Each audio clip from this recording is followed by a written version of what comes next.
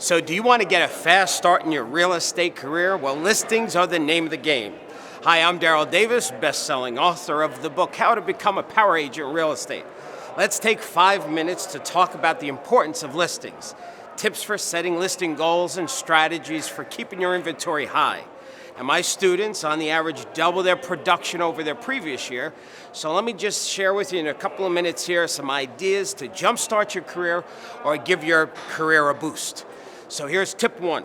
Focus on building listing inventory. Now let me ask you a question. If you were going to sell something else for a living, what would that be? It could be shoes, it could be clothes, it could be furniture, it doesn't matter.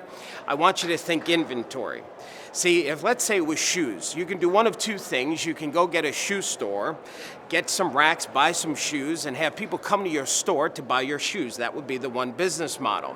The second business model is you find a buyer who wants to buy a pair of shoes, stick them in your car, and then drive them from shoe store to shoe store to shoe store. Now help me out. Which is better, putting the buyer in the car or having the store with the shoes? Of course, having the store with the shoes. Now in our business, our shoes, our inventory is our houses. And if an agent has no listings, it's like they have an empty shoe store. And it's even worse than that. Every time you stick a buyer into your car and you drive them from shoe store to shoe store to shoe store, you're actually helping another agent sell their inventory. So tip number 1 is not just get listings, but focus on inventory. As things sell off, you need to replenish them. Number 2 is do not spend money you do not have. One of the mistakes that I see struggling agents is they'll look at top producers or what they're doing and they're saying, let me do what they do. But here's the challenge. Top producers have money, cash flow coming in that's helping them to invest back into their business in farming and advertising and referrals. So for an agent who needs to get a boost, bring it to the next level, what you need to do is don't spend money you don't have, but focus on this third tip, which is calling FSBOs and expireds. What do we know about FSBOs and expireds? They want to sell now. There's no ands, ifs, or buts. If you want to make money in the next 30 days, focus on calling those FSBOs and expireds. Now, the next tip I have you in mastering FSBOs and expireds, you got to have a good file system. See, I know for you, when you're disorganized and you've got pieces of paper and numbers written all over the place, this is not a good file system. This can be overwhelming. So find some system that works for you, that empowers you. Now, one that I recommend, there's a bunch of companies out there, but I suggest you go to darrylspecial.com.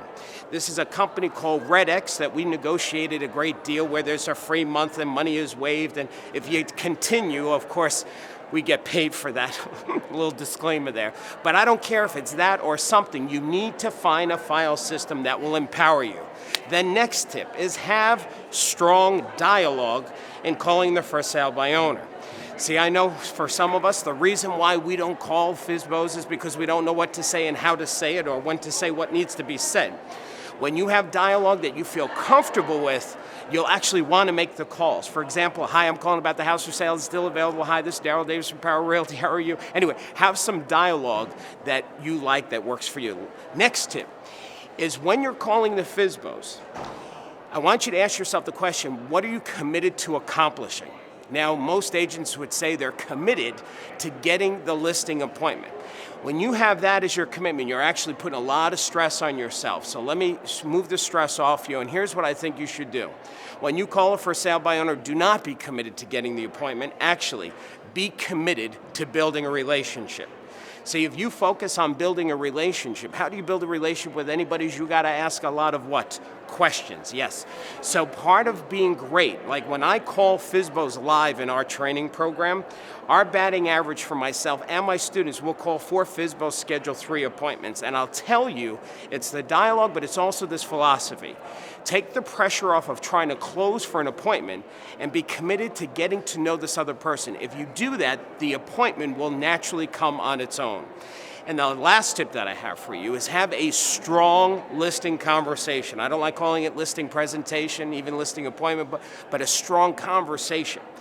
When you have a strong listing conversation, you're going to want to call FSBOs so you can communicate what it is that you want to communicate. If you don't have a strong listing conversation / appointment, it's going to prevent you from even wanting to make the calls. So I just try to cover a whole bunch of stuff in 5 minutes. I hope this helped you. Have a wonderful day, and don't forget to keep smiling.